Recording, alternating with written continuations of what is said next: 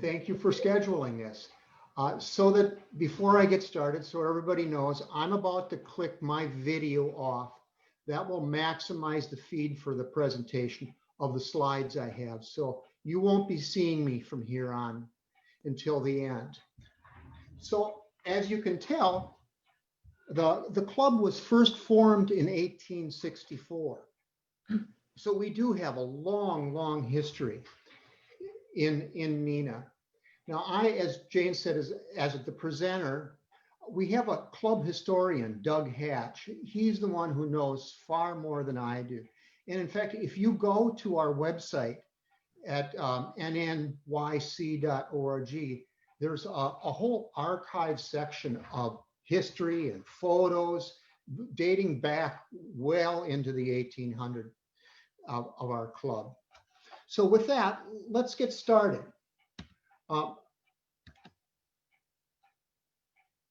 I want you to understand that the majority of what I'm taking from is from a book that was written by J.C. Kimberly back in 1957. He was there for a lot of the club, and a lot of the history, the early history in particular, comes right out of his book. Early sailing on the lake, here, this is a picture of a schooner that was used by Ed Stevens in the 1860s to as a commercial vessel going up and down Lake Winnebago. Commercial vessels didn't last long on Lake Winnebago because, as you know, the railroad also came in about 1861 to Neenah, and that kind of made that obsolete. But what you'll find is that, and I don't know if I'm something stuck up here or what. I got to try to get this out of the way here for you folks.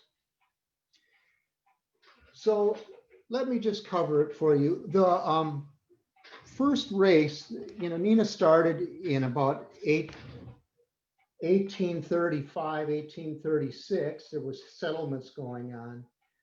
By the 1850s, there was an incorporation of a village in 1856. The first reported sailboat race in the club, here we go, this is the one I'm after. The first reported sailboat race was in 1959. As you can see, Charles Doty's boat, son of our one of the first territorial governors, was in that race. And then there was a larger race in 1860. Now, with that in mind, you have to assume that there was some recreational sailing going on before 1859. There is a number of dates that suggest of when our club started.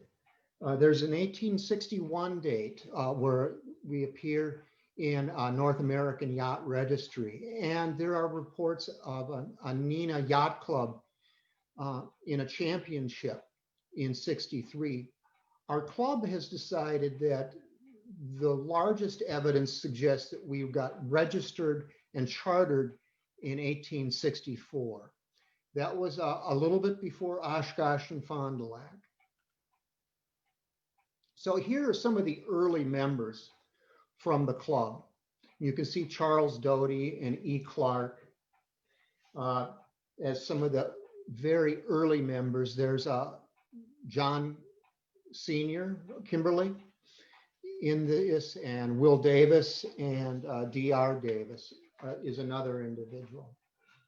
So these are some of the early people that were in the club. And I'll just give you a second to look through this. Now, the boats that were typically sailed were something called a sandbagger. And this one picture here comes from a picture of Carrie Morgan and of Nibby out of Oshkosh, and Nequa out of the Neenah Yacht Club. So sandbaggers, I have another picture here I'll share with you of sandbaggers. Now, these boats were used for racing in the 1860s, 70s, 80s, and about into the mid 1890s. They used their crew, and they also carried sandbags, and they would move crew and sandbags from one side to the other to control their ballast. And it wasn't uncommon, as they were coming down on their last downhill leg, to throw the sandbags out and into the lake. And there's even reports of the boats arriving to the finish line with less crew than they started with to lighten that load. There was also frustration with this sandbag racing, because every year somebody would get a new mast that was a little longer, or a boom that was a little longer, and just trying to create greater and greater square footage of sail for speed. And the real question was developing, that where was the race of sailor against sailor of equal footing? You know, it was more about the technology. I threw this in here because I thought you'd like to see it. It's one of the earliest pictures in the Historical Society of the Neenah Basin at Riverside Park. Of course, now there's a wood boardwalk there, but you can see that how it still swooped around. Even the council tree is present in this picture. But there are some freighters, little paddle boats coming in and out. And there's a couple of boats moored. This is another picture of the Neenah Harbor Basin. It's a picture of Otto Jorgensen's boat Mystic, and they would take this boat out for the sailboat races, and they'd have it full, and they'd go out there as a spectator sport, watching the races. Of course, you didn't have the brewers or the packers or things like that to entertain you, so people were looking for more things to do in town. And here's another race going on. This is taking place right up on our end of the lake. You can see the spectators, boats, both rowboats, and there's a paddle boat in the background, and the sandbaggers out there. This is from the 1890s. So from here, I want to just give you a little bit of background history. As I mentioned, the Neenah Yacht Club, not the Neenah Nodaway Yacht Club, the Neenah Yacht Club was formed in 1864. And then in the 1880s, basically from 1880 to 1885, there was a severe economic downturn, a deep recession. Some refer to it as the Depression of 1880. And it really did cause a downturn in the amount of sailing that was going on, to the point that in 1885, there was a race held down in Oshkosh, and there's no reported boat from the Neenah Club participating in the race. Now, there's probably a couple reasons for that. Still, some sailing was going on by the Neenah Club, and they were probably doing some local racing amongst themselves. But as I mentioned, the sandbaggers, every year they were trying to make their boats more and more competitive with longer, bigger masts and the like. And they might not have been able to afford upgrading their boats to keep them competitive. And these were very competitive men, so they might not have gone. But towards the end of the 1880s, a group out of Menasha formed a club called the Marguerite, and they created a consortium and bought a boat to compete in the races in the lake. At the same, or shortly after that, the Neenah Club was racing some, but then in 1893, someone brought a new type of boat to the lake called a cat yawl.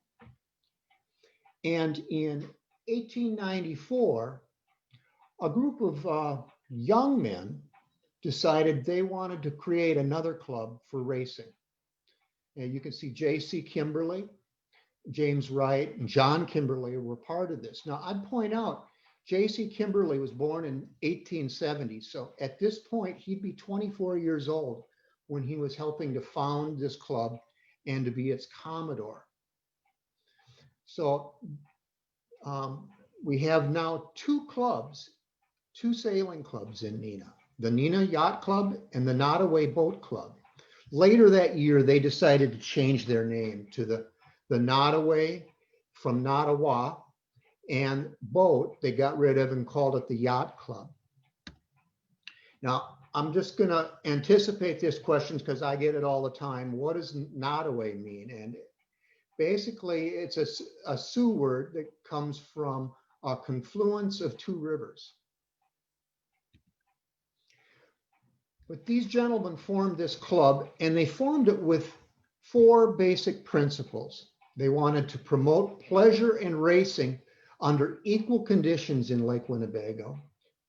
They wanted a limit and define the building of new boats to a certain class dimension and club models.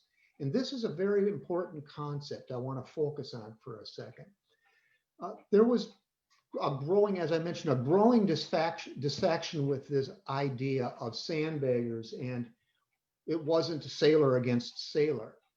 And this notion of designing a boat that everybody has the same boat when they're competing. Now it's called one design, but they were not the originators of the idea, but they certainly were one of the earliest adapters. They also established standard codes and rules. That was, they didn't have them back then, and they wanted to discourage extravagant expenditures to do this sailing and yachting. So this cat yawl that they decided would be their one design boat was 21 feet long and only 5 feet 6 inches wide. Not a terribly large boat. Probably somewhat of a difficult boat to sail. So this is what it looks like. And this is your only section of the talk where I'm going to give you a little sailboat lesson here. And just to help you understand. So a yawl is a two-masted boat with the stern or aft mast that's behind the rudder. So it's quite far back in the boat. A ketch is another two-masted boat, not the one pictured here, and it has its second back mast forward to the rudder. And then a catboat is a boat where its forward mast is very close to the bow. So thus, this is a cat yawl because the forward mast is quite close to the bow and the back mast is quite far back in its position. I have to believe it would be a difficult boat to sail by yourself. Later on, they developed a few more rules. They wanted no person who has ever raced a yacht for hire, so no professionals could be racing in the club. Each yacht must be steered by their owner or an approved member from the club.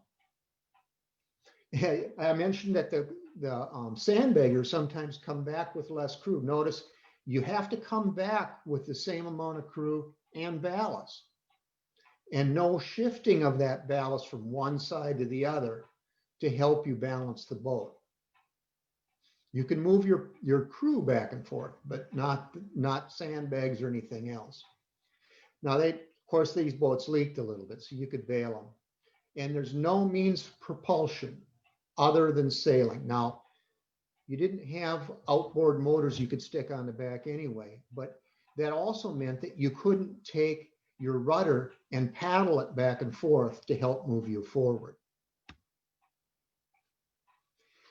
This club actually created some notoriety, and Rudder magazine was a very commonly read sailing magazine in the 1890s, and this appeared in that magazine, recognizing the Nodaway Yacht Club, and they're going with a one design boat. I'll just give you a chance to read this here.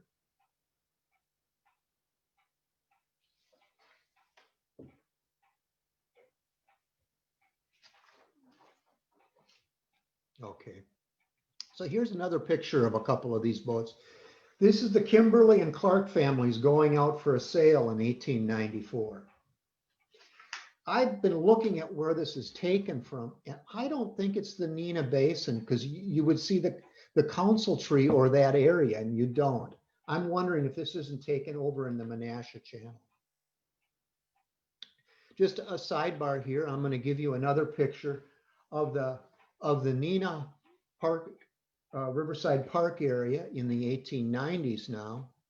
And many of our club members, even to this day, can attest that there's a little bit of a gravel ridge out there that if you draw 4.5 feet, you have to know where not to go, because it's still down there to a piece.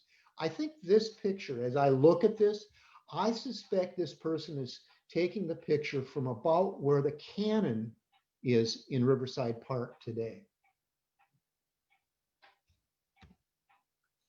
So let me move on here. In the 90s, there was a real growth in sailing in general. And there was, by this time, a club in Fond du Lac and Oshkosh and the two clubs in Neenah. So they all kind of formed a Winnebago Yacht Racing Association, so that they would have their members going back and forth for various races. There was, in the latter part of the 1890s, though, this new boat that the Nodaway went with started to come into decline because a new form of boat was coming out, something called a scow. And they were also called skimming dishes because they drew very little water. They sat just almost on top of the water, and they were really quite agile and fast.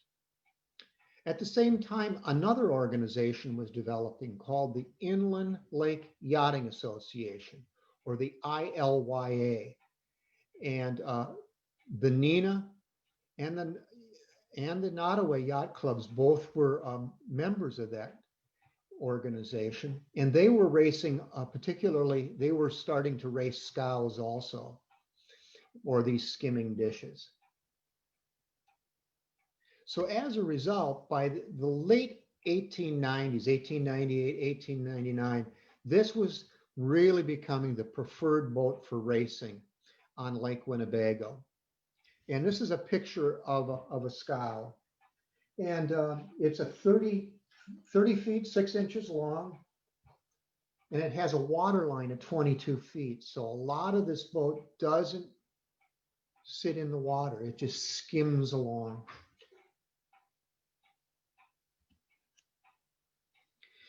This is one of the little controversies that developed within the two Neenah clubs. In 1898, the Inland Lake Yachting Association made a rule that only one boat could compete in each of the different classes of racing that they had. Well, in Neenah, in the Nodaway Yacht Club, there were a couple of people that wanted to race in these, and it caused a little bit of an upturn. And what happened was a couple of people broke out of the Nodaway Yacht Club and went back over to the Neenah Club to revive their racing program. And as you can see, Will Davis and Levins were actually taken out of removed from the Nodaway Yacht Club because of this. But that way they could have two people racing, and that was what they wanted. This is a listing of some of the members of the Neenah Club in 1899. You'll notice that there's a Will Davis, of course, and William Gilbert and T.M. Gilbert are in the Neenah Club. And then William Kruger and Jim Kruger are a couple other names that people might recognize. I'll give you a second to look through some of these names to see if there aren't some others that you might know or have heard of.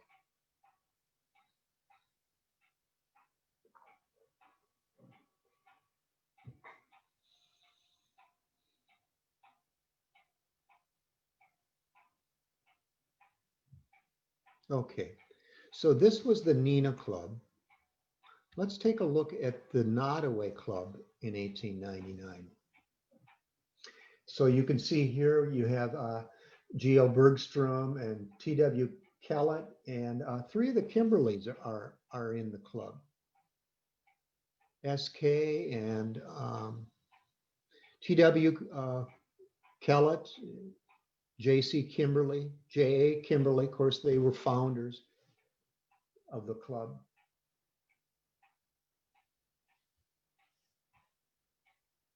But I believe if I go back to the Neenah Club, we will see the father is still, John Kimberly Sr. is still in the Neenah Club, I think.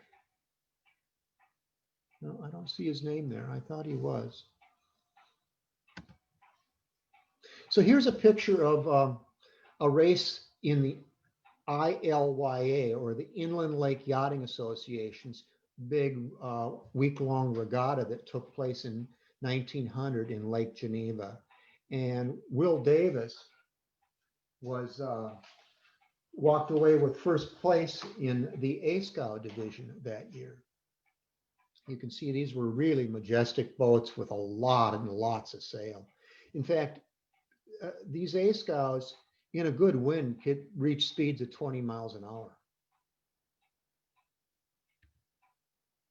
Here's some names that you might recognize of races in the past where Neenah or the Nodaway Yacht Club had winners: Will Davis and Steve Davis and J.C. Kimberly.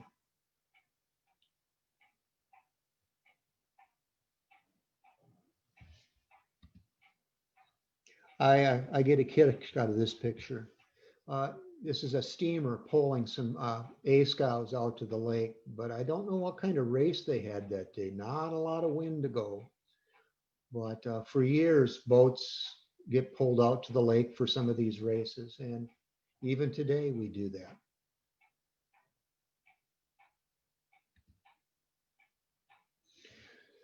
So in July of 1905, the Neenah Yacht Club and the Nodaway Yacht Club started talks to merge, to come to one, bringing themselves to one club. And these are the four individuals that were involved in that conversation of organizing the two clubs as one.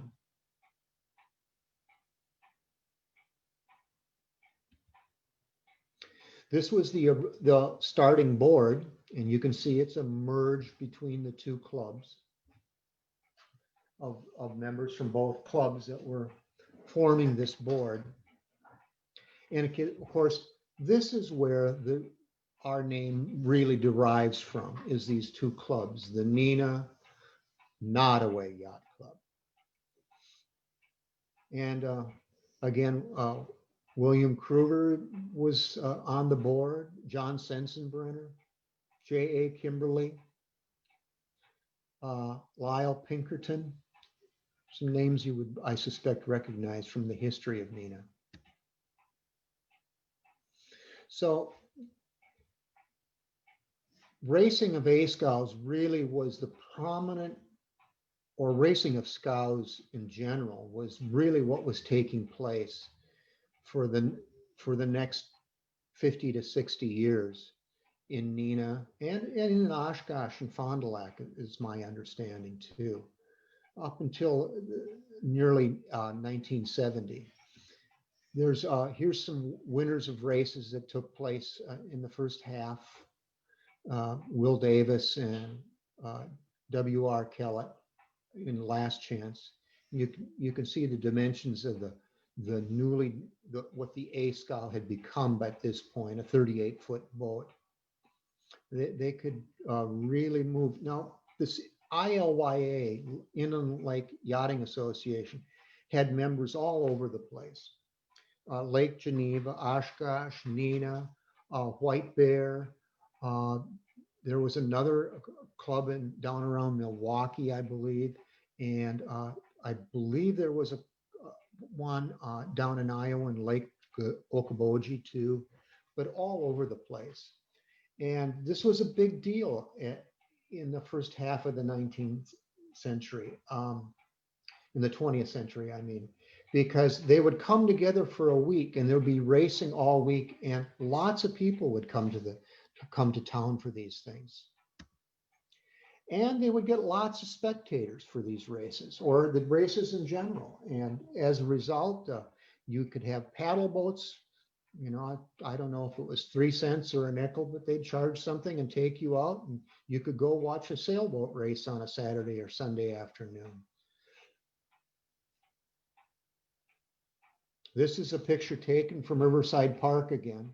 If you've ever pondered why those piers on the north end of Riverside Park are there, that was for the paddle boats. Here's a picture out on the water. You can see there's a lot of boats out there just waiting for the race to begin.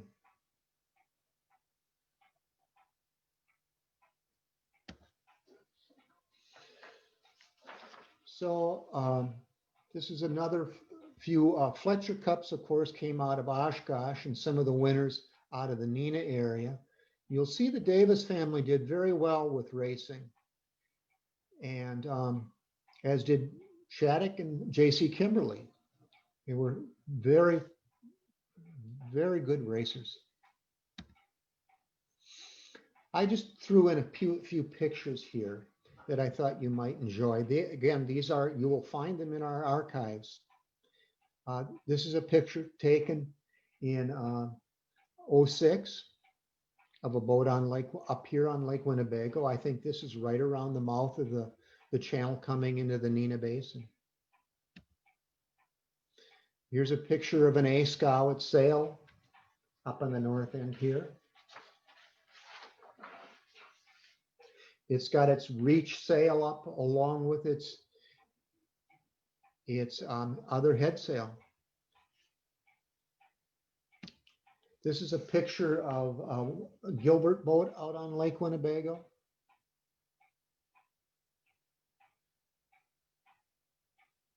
So this represents the first 50 years of the club. Now I'm going to drift into the second 50 years of the Neenah Nodaway Yacht Club. We still had success with racing, lots of racing going on, lots of pleasure sailing too on weekends and the like too by families going out. But our records predominantly, and you look in the paper and things, and you basically see a lot of reports of the racing. So that's what I've kind of included here because it gives you a feel for some of the names. Some of the names that you see over and over again too. Here's a great picture of an A scow, 2 A scows in fact. This is Bill Kellett's boat, Wind Fox. This boat was sold, and I believe it is now still around, but in Sweden.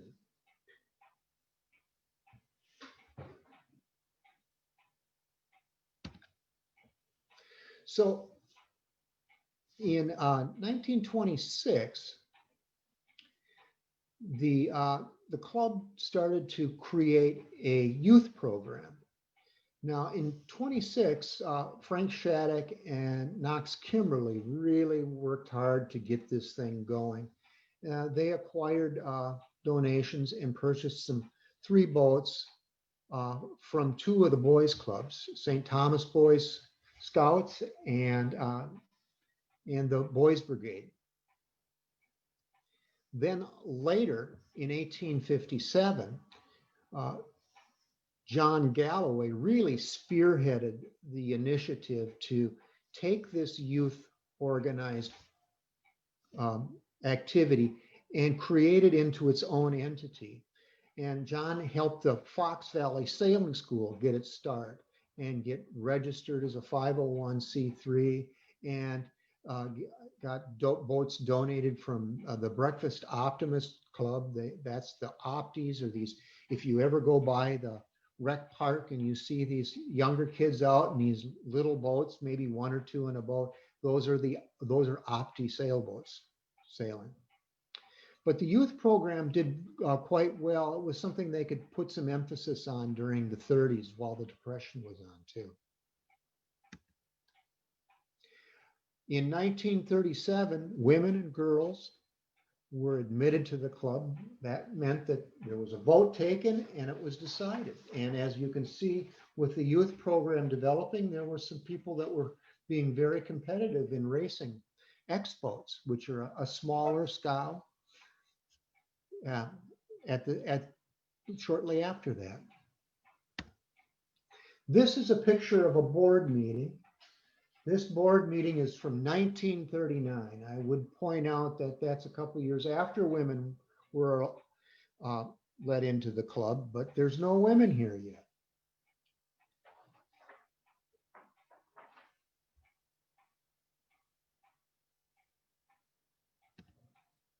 Another picture of the harbor, and I just pulled this up because I wanted to show you. This is 1940s, and you can see a lot of boats in there that are very low to the water, relatively small yet, and that's a lot of scows that were being sailed at the time. Over on your right side or to the west, you'll see a few larger boats, but they're predominantly the small scow type boats that are in the harbor.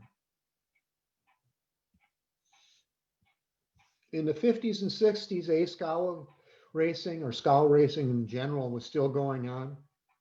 Some of the same people, although Gus Larson's a newer name that hasn't appeared in some of the earlier slides. But these are some people that were doing very well in, you can see the Fletcher Cup again out of Oshkosh, or the ILYA racing that takes place all around the Midwest.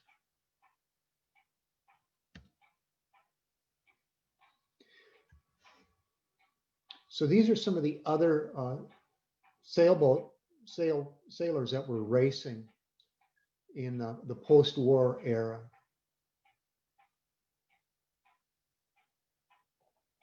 J.C. Kimberly and F.C. Shattuck and the like. So I had to include this. I mentioned that the Inland Lake Yachting Association had week-long regattas, and in 1958 it was held here in Neenah, and this is Riverside Park, just packed with boats. This young man on the bike here, I believe, is one of our members yet, Jeff Catlin. But you can see there's boats in the harbor, out on moorings, lots of boats tied up, and just a lot of activity. And this would go on for a week, and there would be banquets and balls at night, and a lot of things going on. This is an A scow that's gone over on its side. They would do that a little bit with all that sail.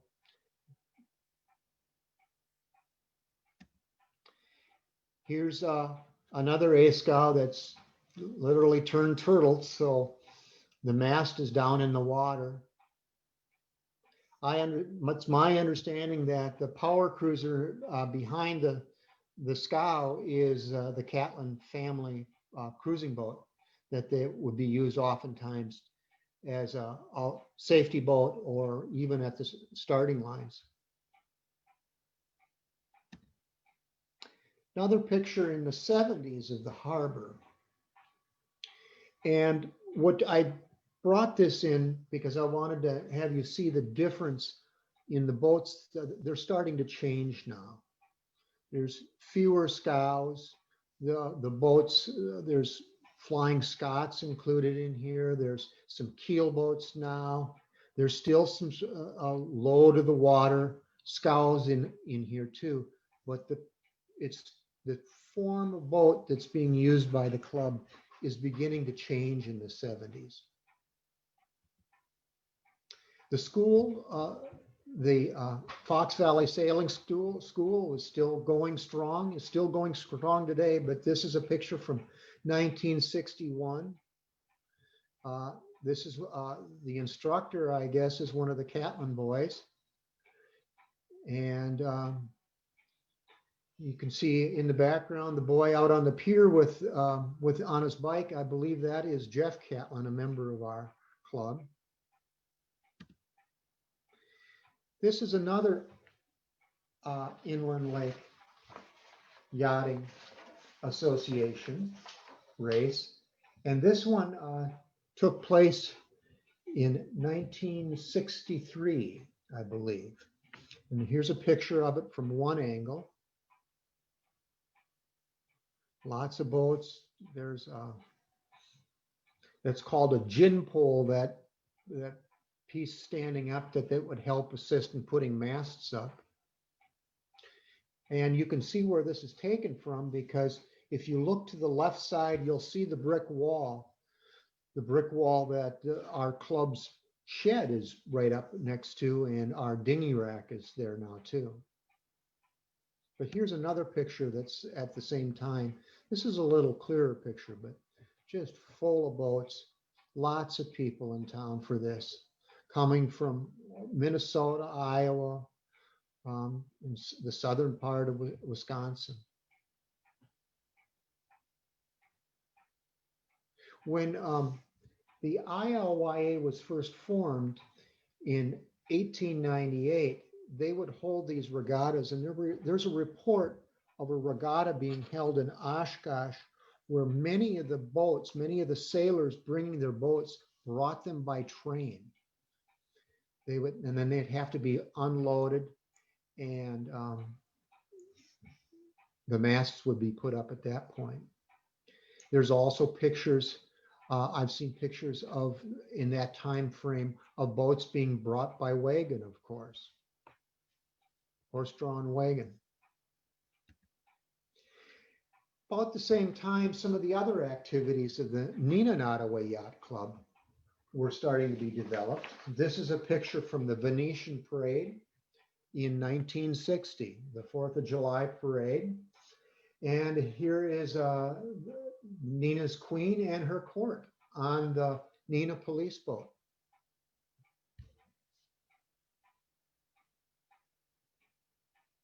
Don't know any of the souls up there. If anybody has any idea, give Doug Hatch an email. We'd love to know.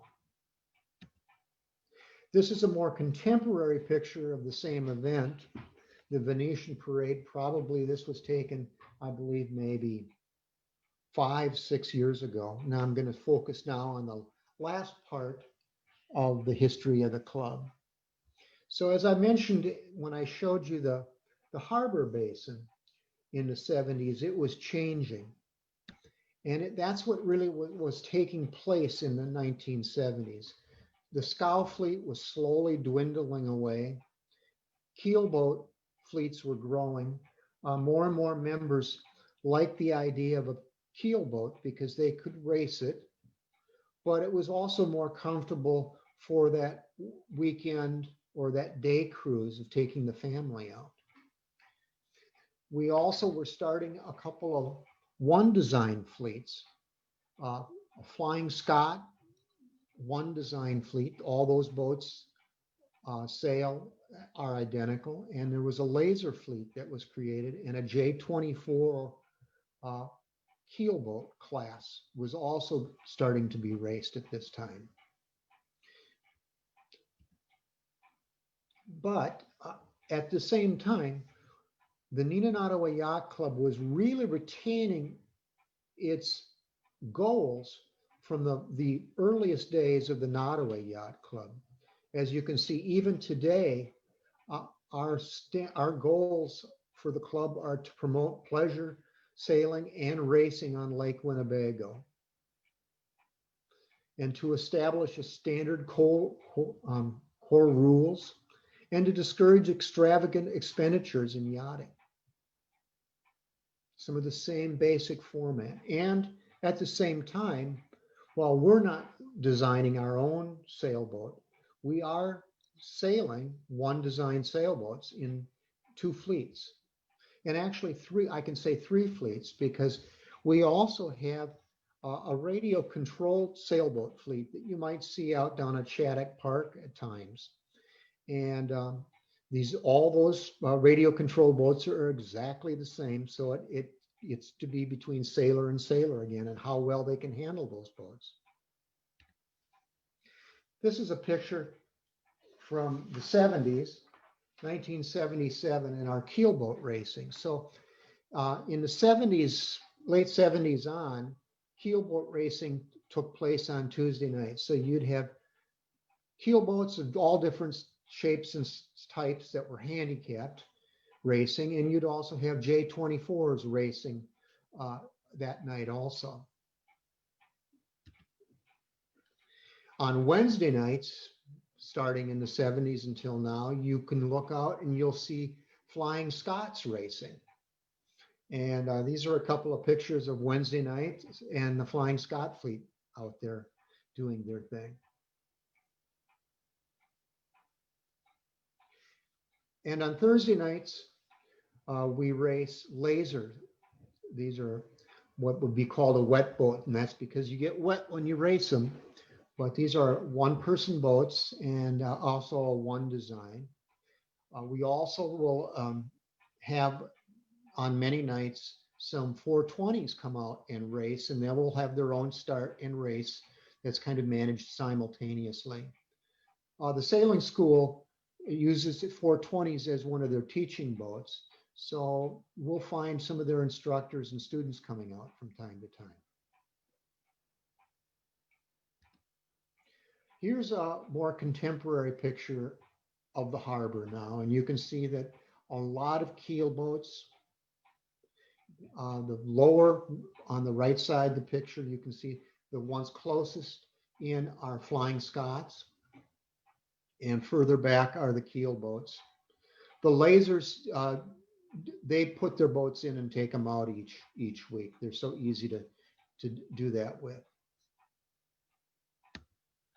Nowadays, the club also encourages recreational and cruising. This is a picture of a group of our club that went out, and this is taken in a restaurant in Crisfield, Maryland.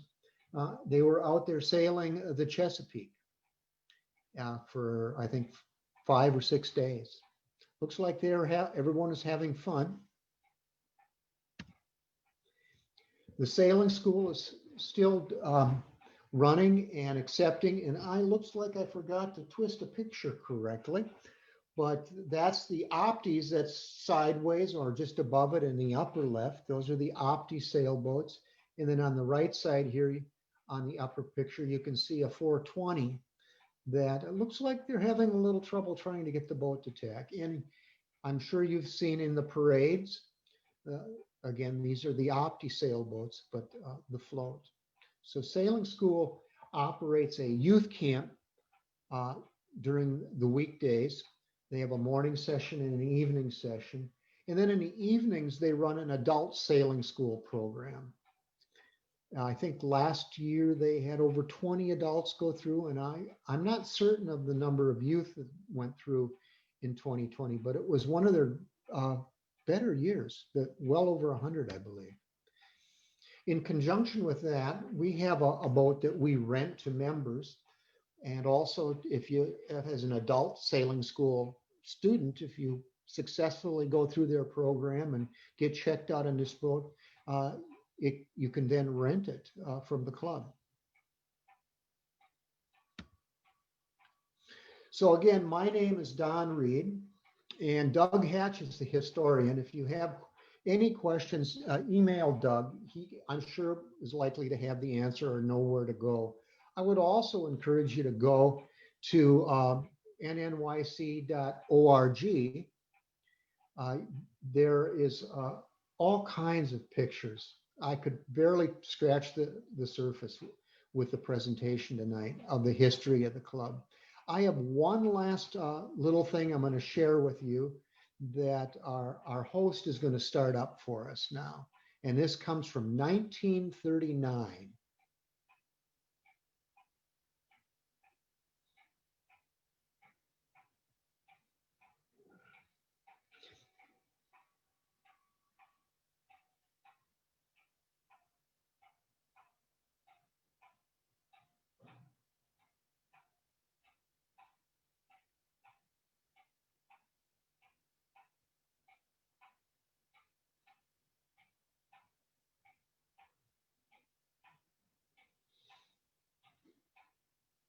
Megan, are you on mute?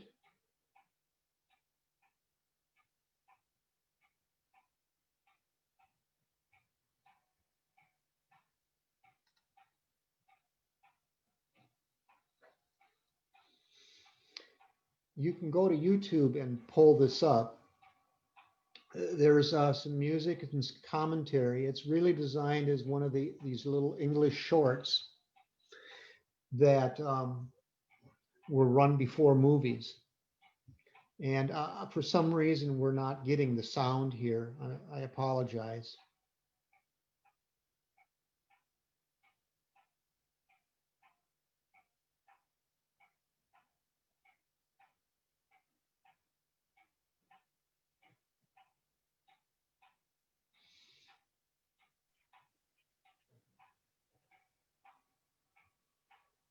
Okay.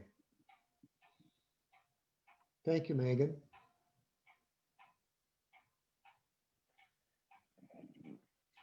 So Jane, that represents the presentation.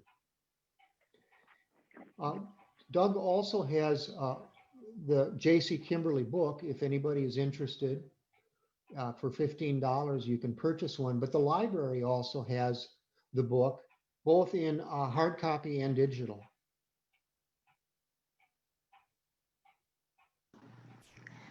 Thank you so much, Don and Doug as well, for that wonderful presentation on the history of the yachting club in Neenah. You really got me wishing it were summer now. We could be out there watching, if not able to get out on the boats ourselves. But when I heard you say that there was adult lessons as well, it kind of got me interested. So I might be looking into that next summer.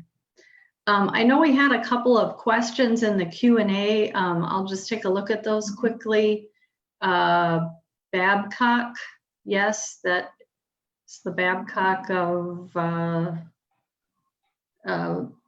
one of the 4 founders of Kimberly-Clark Corporation. This video will be posted to YouTube. It was recorded, so you'll be able to watch this at a later date at your convenience.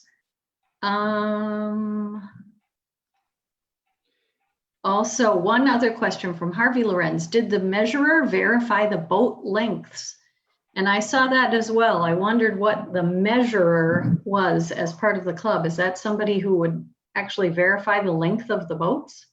I quite honestly am not certain. It could have been that, or it could have been the person in charge of making sure the distances for the racing, because they typically would race in a triangular format. Okay. Distances were consistent.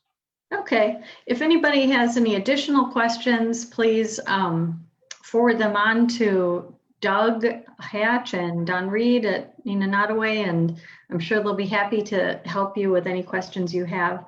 Thank you so much again, Neenah Nodaway, and thank you to the Neenah Library for hosting this program for us and helping us to learn a little bit more about the history of our wonderful community. I just want to let you know that next month, February 18th, we'll be doing another installment of our Hidden History of Doty Island series. And in February, we'll be featuring the stories of the Gilbert Paper Company and the Bonta Corporation. So I hope you'll join us for that, February 18th at 7 p.m. And then on March 18th, we'll be presenting the hidden history of Doty Island again with a presentation on S.A. Cook and the Armory. And if you can remember the Armory, you're as old as I am. So anyway, it's another fun story to think about as we remember our community's history. And I just want to thank you all for joining us tonight, and I hope you have a great rest of your week. Thank you, Jane.